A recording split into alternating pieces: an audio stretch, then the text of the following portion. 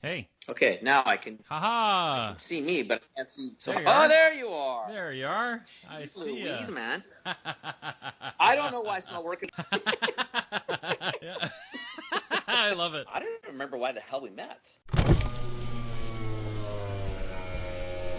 Welcome to This Commerce Life. This is a podcast aimed at small, medium entrepreneurs focused on commerce. I'm Phil, your host, and Kenny, your co-host, will join us as well. And we're going to talk to you about the world of retail and commerce and how things are changing in the world. For listeners out, you're getting probably different sound quality from us because Kenny's in this is how much we love you guys, because Kenny's in Portland right now, and I'm in Florida covering the Global Pet Show, and it's been kind of fun. But yeah, so we apologize if it's cackly or more cackly than Kenny are normally, but if this sounds a little... Yeah, I'm on the same thing. I'm on an iPad, so I'm always cackly. So it's you that sounds cackly this time. You finally matched me. Oh man, just want to make sure, because I'm not using speakers or I'm not using a mic tonight. The mic doesn't seem to want to cooperate, so. You actually traveled with a mic? I did, yeah. I brought a little lavalier mic. It's kind of like a loser move, no? It is, yeah. It is kind of a loser move. Yeah, it is. Going through customs. I'm recording this podcast about 4 people listen to. I need to bring a mic. I'm a big shot, man. Pretty soon we're going to have 10 people listening, and, you know. It's true, it's true. Oh my God. I'm a podcaster. I need this stuff. Excuse me, man. This is part of my profession. I am bigly. I'm on iTunes. What a loser. That's awesome. It's so good. It's so good. Man. What are you doing there? What are you doing in Portland?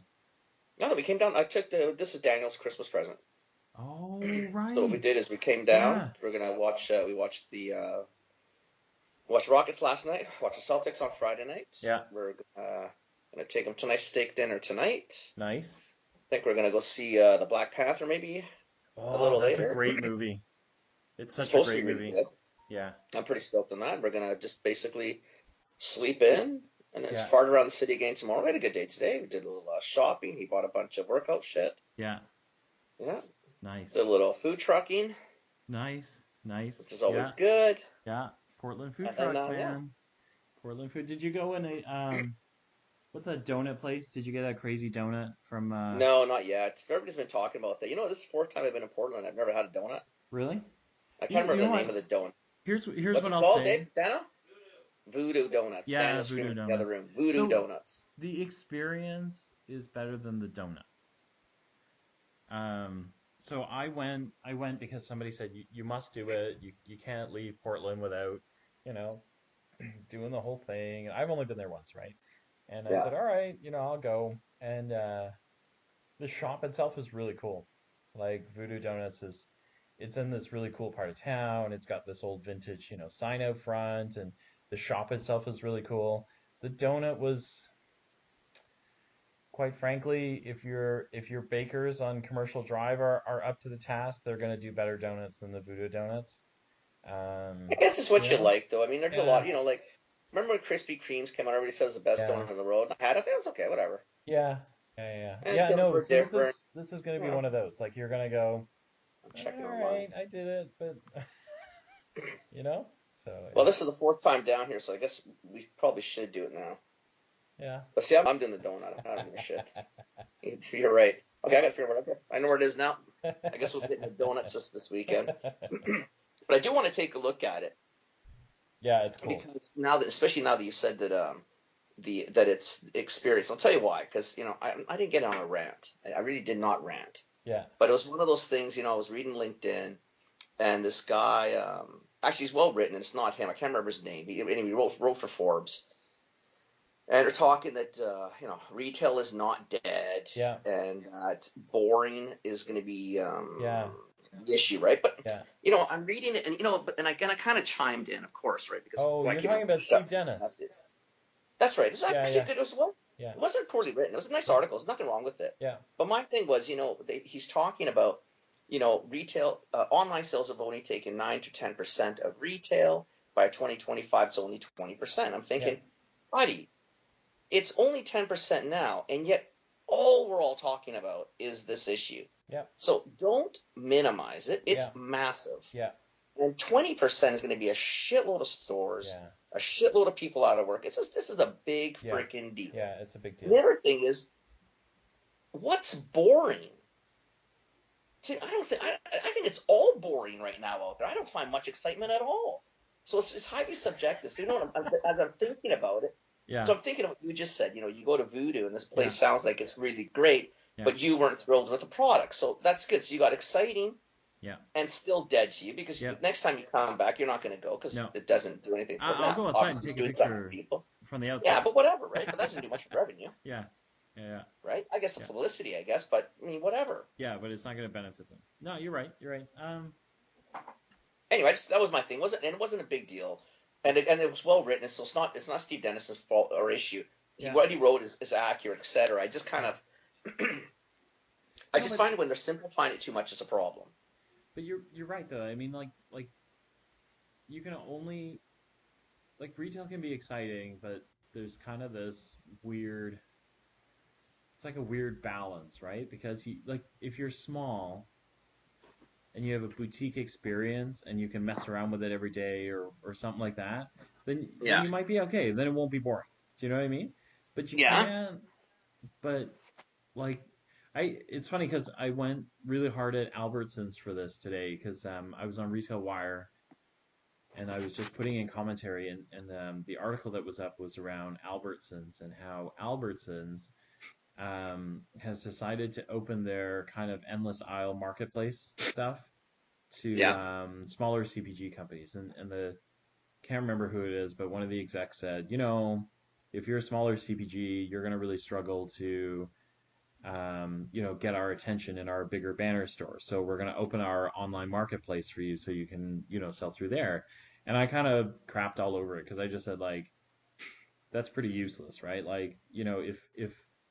If I'm a CPG vendor and that's what I hear is you recognize that I have value, but you don't care enough. You don't care enough that you're gonna just shove me in your endless aisle.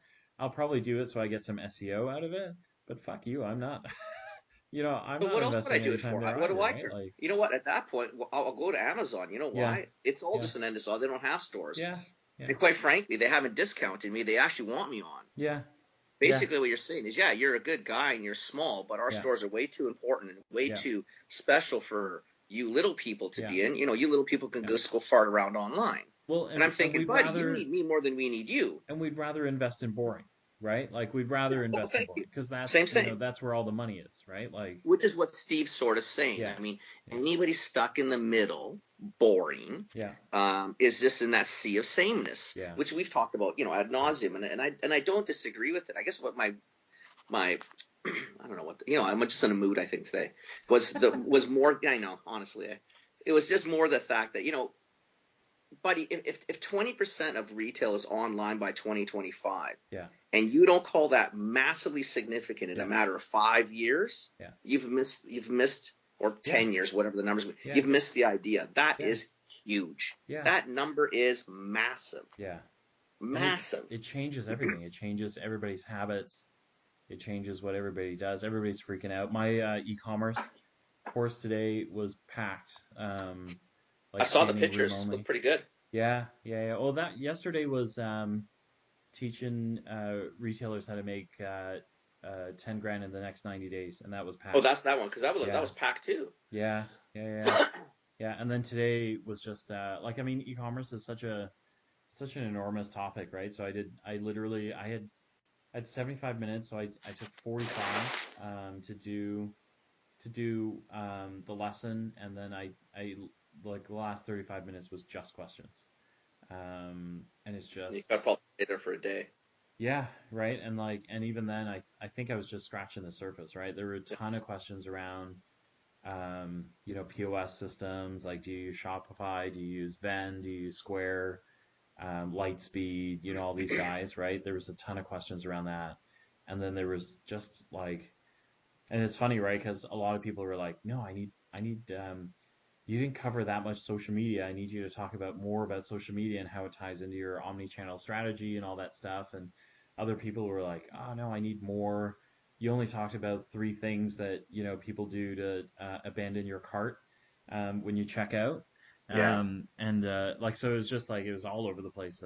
But it was really amazing. Like these guys are all, uh, They're trying. yeah, yeah, It picks up on what we talked about last week. I'm telling you, man. People.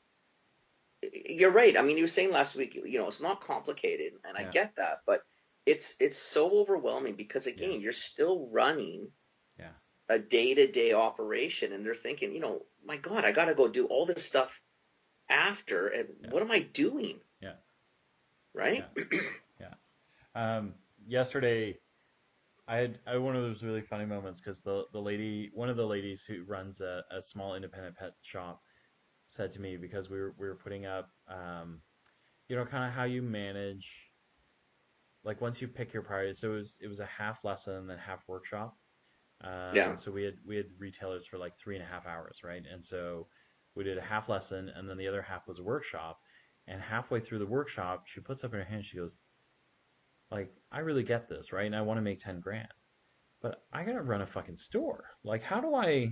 Exactly. How What do you do want I me to do all do? You this want to drink project coffee? planning and all this shit, like when I gotta run my store, right? And we're all laughing, right? Because the three teachers are consultants, right? We're all consultants, and we all do the same things, right? And we said to her, like, it is really hard, right? But there are moments when you've got to find the 15 minutes or whatever it is to, like, to plot out your path, because Yeah. otherwise it's not going to get done. And like that is more value to you, than chasing down the store all the time, so Yeah. It was yeah, more value to you in the long run. yeah, The challenge, and I know what she's saying, yeah, that's great. But in the short run, yeah, that end needs to be filled. Becky and Joey phoned in sick today, and whatever the issues are, the POS went down, Interact's down, yeah, it's all that. yeah, And there's X amount of hours in yeah, a day. And again, like we talked about, it's not that small business people are making trillions of dollars a no, year.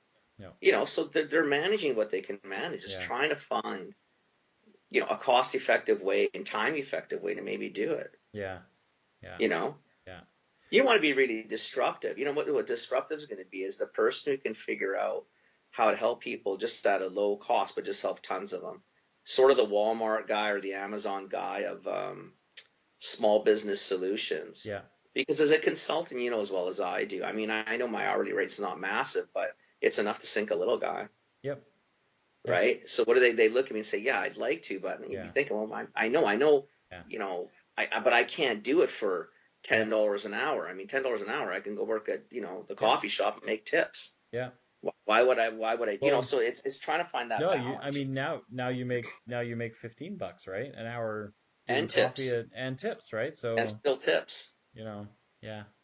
Yeah, it's funny. I so two conversations that were pretty cool. Like one was exactly that of I quoted a lady, she needed kind of social media campaign stuff, right? And so I quoted her number, and I like, I'm new at this, right? So I'm not padding. I hopefully I never get there, right? But I didn't pad my numbers. I literally genuinely gave her a number, and you know I looked at the number and went, this seems really small. Like, so I quoted her like 6 hours to help her set up, framework around how you do social media, when you're supposed to do it, hashtags that you Yeah, need, how, like kind of all the infrastructure that you need.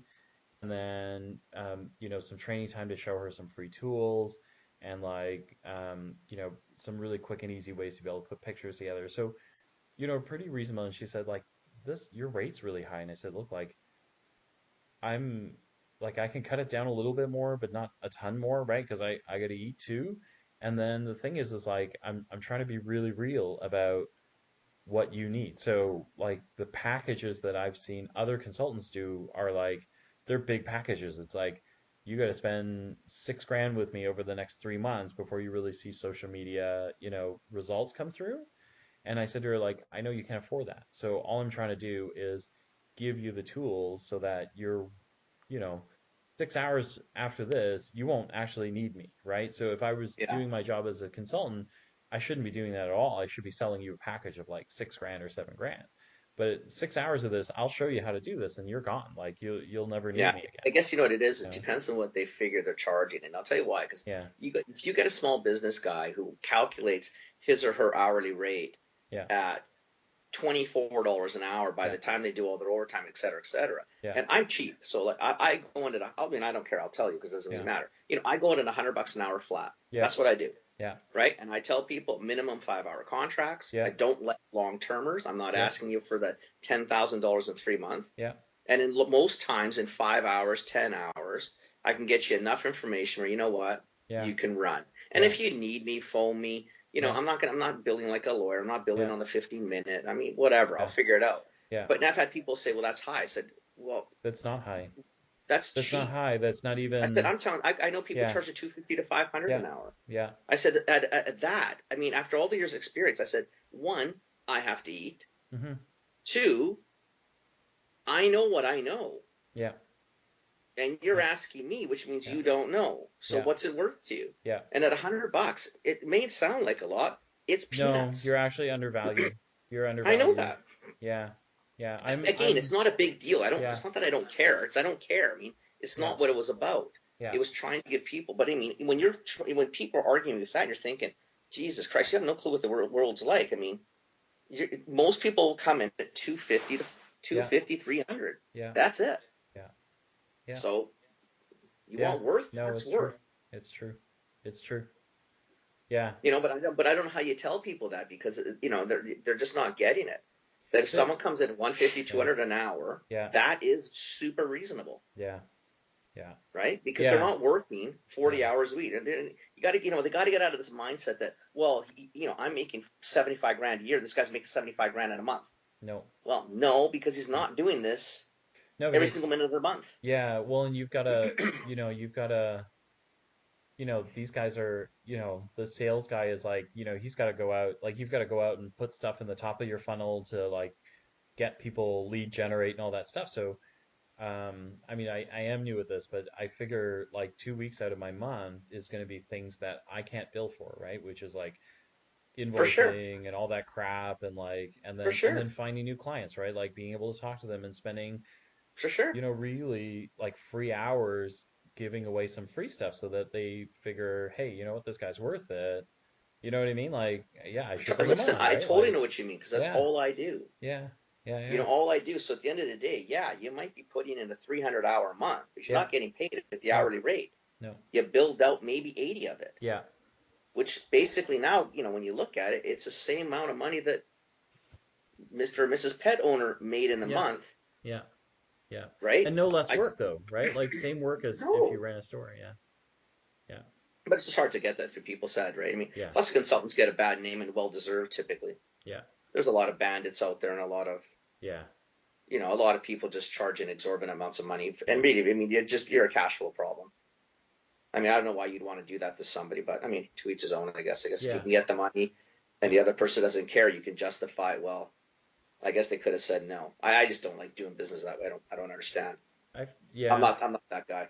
No, I don't like it. I mean, I feel like part of the magic is being able to help people do what they do, right? So it's kind of that how do you build so that you win and they win, right? Like Well, that should be the that's whole where the game, right? reasonable number. Yeah, yeah, But anyway, yeah, man. philosophical differences between a lot of people. It is what it is, right? It is what it is. Yeah, yeah, yeah. We actually have a question we need to answer. I was going to say, I saw something from Jimmy come through the other day. Yeah, yeah, yeah. Jimmy's putting us to work. So let me find it here. You know what we're doing? We're going to bill him. Yeah, we're gonna have to. We're on to you, Exactly. Jimmy. If you're Yeah. listening to us, we're on to you. And I know what he's doing. He listen, then he gets his little piece of paper out. He takes his little notes. What do you think? You think we just fell off the turnip truck? Come on. He's definitely doing it. Okay, so his question is, so this is from Jim at Shopland, and I know the other guy that the two people that listen to us, Jimmy and Kent. Kent has a question too, but he hasn't asked me yet, so we'll probably have another question next week. Okay. But Jimmy's question is, in the new omni-channel world, what can a brand do to support the retailer that is selling their product? You talked about a brand having an online shopping cart and the retailer having an online shopping cart, but what can a brand do online to drive traffic to the retailer? There seems to be a wall between the online sale and the retailer.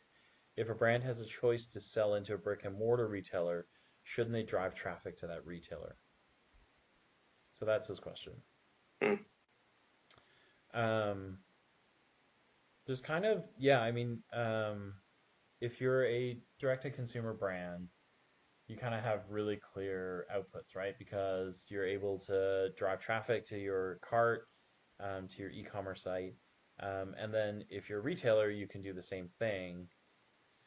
If you're a brand that sells to a retailer, the it's not as clear because, and I apologize if you're a retailer and you're listening, um, but I think it's clear to them too, is that their online strategies are not that clear. So particularly, I think in Jimmy's case, if he's talking about big retailers, the big retailers right now want their cake and eat it, and they want to eat it too, right? So they want your um, physical promo money, but they also want promo money for online sales, and they're Yeah, not they're willing to keeping it separate and they're compete. asking for two buckets of money, Yeah, and that's yeah, not reality, yeah, and the right? Your truth online is, world is your yeah, issue, not mine, yeah, and well, right? and the issue Pull is from one, like, put into the other. yeah, promos are promos, right? Like it Well, doesn't for me it matter, is. I don't care if where the you're, flyer is, online, in store, not my issue. yeah, You figure it out. You're taking 10% out of me. yeah, You figure out which bucket it goes into, yeah,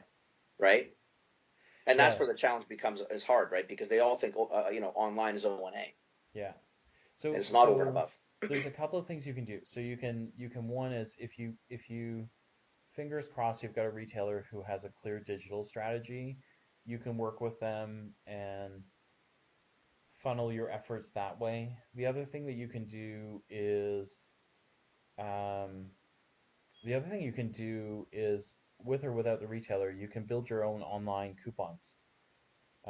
So you think of like the checkout cart, and then every checkout cart has that little line in it that says like, enter your promo code here, or enter your, whatever, here your Hmm. discount code. And so you can do that with almost any retailer, is you can go in and do a temporary price reduction and build a coupon code, that they can build into their system that doesn't require any effort on the retailer's part. So that is something that you can do, to drive more conversion that way, because if you can, and then what you can do is take that coupon code, and as a brand, you can advertise that in Facebook and Instagram, you know, Yeah, wherever you are, right? Like your direct but mail that stuff. still only works is if my retailer, understands that this is Yeah, for the mutual benefit of both of us. yeah, If you're going to charge me now 150, 250, $500 admin fee yeah, to do this, yeah, do you know what I mean? See that, and that's yeah, where the retailers fall apart yeah, again. When you start going in and nickel and diming and trying to yeah, figure out ways to charge for it, yeah, when you're already charging yeah, enough to get on the shelf, yeah, you got to use your head a little bit, right? yeah, These are the things that they're not massive code implications on your side. yeah, Just do it. yeah, Just do it. Every time you nickel and dime us, you know what happens? Back gets up. yeah, And it's getting to the point where we do have other options in yeah, today's world. It's not 10 years ago, yeah, yeah. It's right? And definitely I'm with different. Jim. I'd rather stay Yeah, a lot of times with a lot of the retailers, yeah, yeah, right? But I'm not stupid, and I'm not going to be yeah, taken advantage of, yeah, yeah. I especially mean, now because the power is coming, not coming back, but it's sort of swinging the other way. That the vendor community has some options. yeah. I mean, no, no, it's definitely swinging, right? Like I think retailers, if they don't feel, it's weird, right? Because in the US, they really do. They feel like they're under fire. They feel like they're in danger. I feel like the Canadian retailers don't feel any of that, even though it's right on top of them, right? Like it's right on top of them, but they're sheltered enough that they actually think that they still control a lot of it. Yeah. The one thing I'll say to, brands that are going to go through this and try and do a coupon code is, what you want to do is approach your retailer like you would a manufacturer coupon. So Right. when you do the online thing, don't do it like a temporary price reduction, which they will charge you a ton of kind of admin fees and change fees and all that crap for.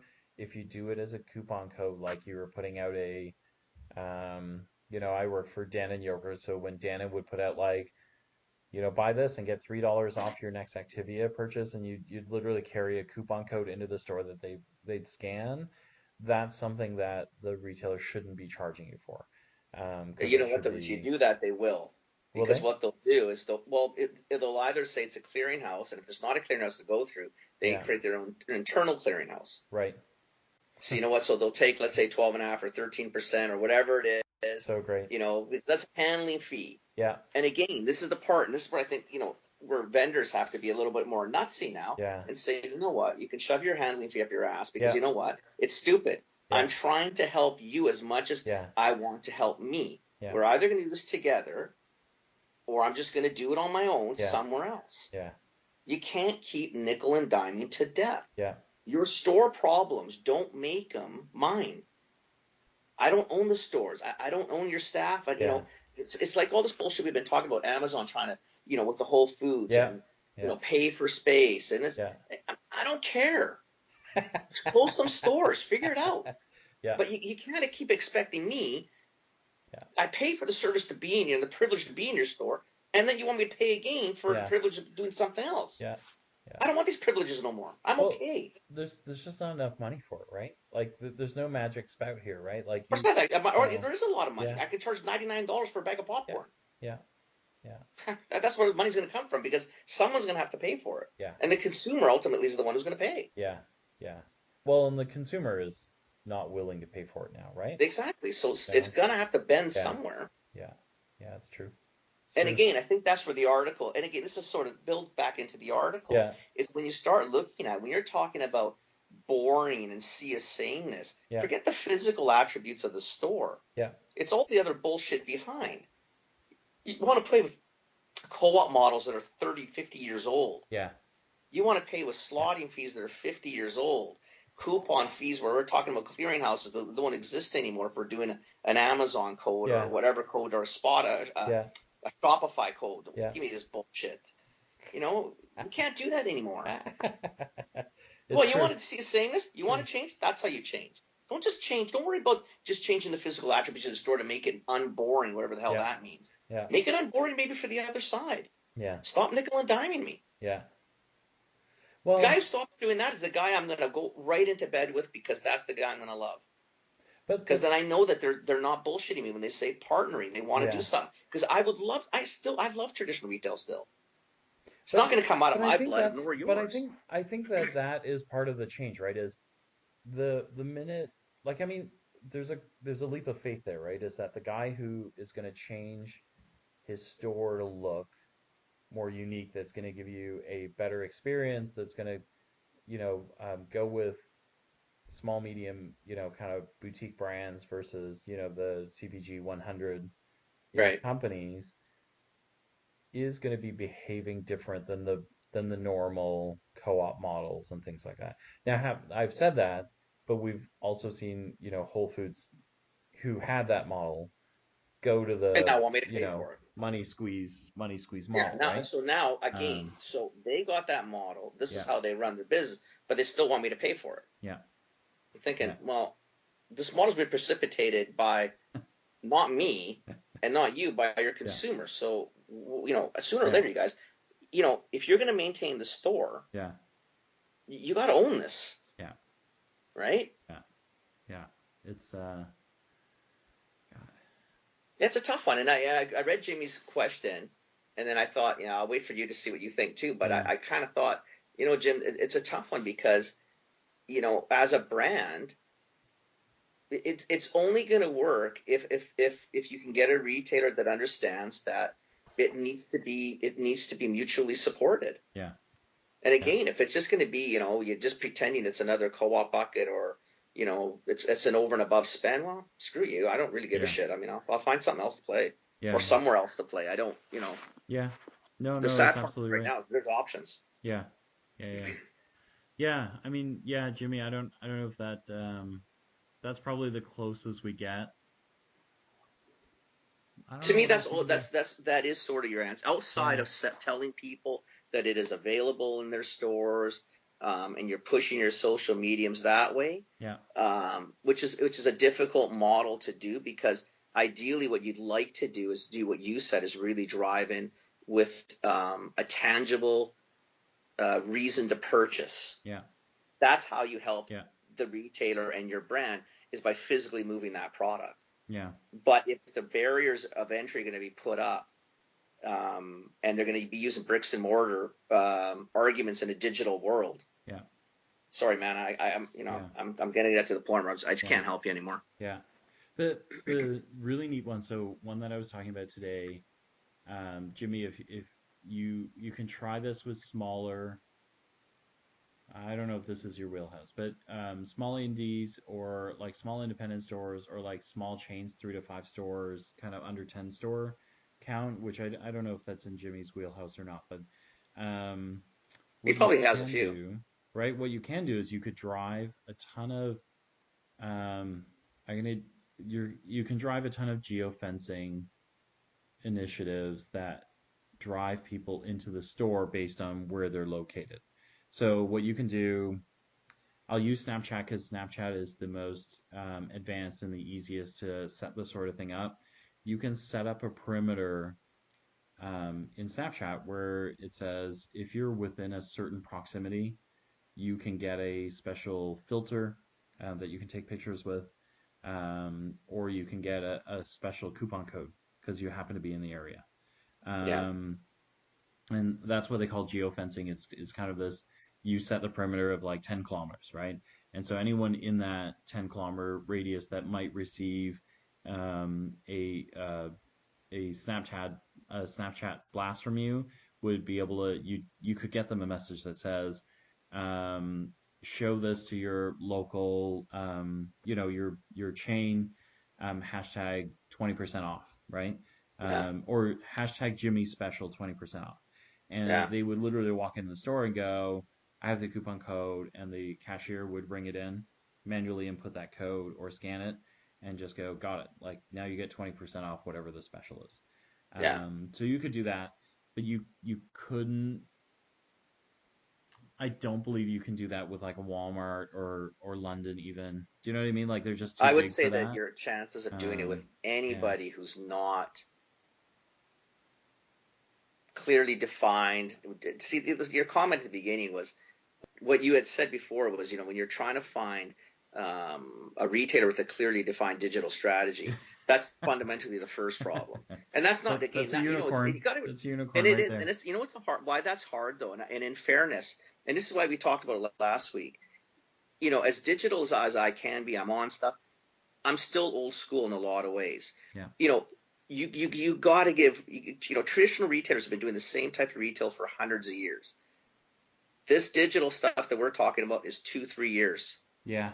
This is Yeah. If brand new. that. You're Yeah. asking people to Yeah. learn a whole Yeah. different way to do business in a really tight period of time. That's Mhm. really. It's not that it's unfair. That's a big ask. That's a big Yeah. ask. I mean So, the have a Snapchat. model around that.